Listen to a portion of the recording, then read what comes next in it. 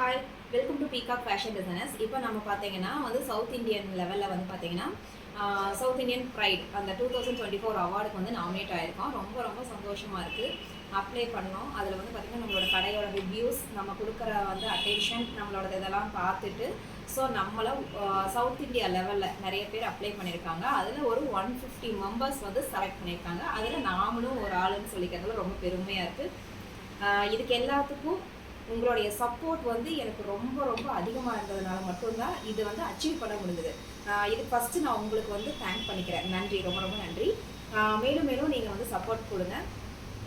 Support கொடுக்கும்போது இதுக்கு அடுத்த லெவலில் கண்டிப்பாக நாங்கள் ரீச் பண்ணுவோம். இந்த peacock fashion designers plus peacock fashion institute கண்டிப்பாக இதோட க்ரோத் நல்லாவே கண்கூட தெரியுது.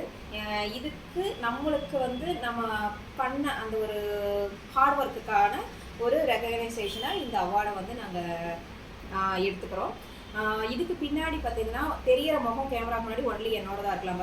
பட் ஆனால் பேக்ரவுண்டில் பார்த்தீங்கன்னா என்னோடய ஃபேமிலியோட ஃபுல் சப்போர்ட்டு ப்ளஸ் என்னோடய ஸ்டாஃப்ஸோட கோஆர்டினேஷன்ஸ். ஸோ இந்த டீம் ஒர்க்கு, என் ஃபேமிலியோட ஃபுல் சப்போர்ட்டு, என் பிஹைண்டில் இருக்கிற என் ஹஸ்பண்ட் ஆகட்டும், என் அம்மாவாக இருக்கட்டும், என் குழந்தைங்க.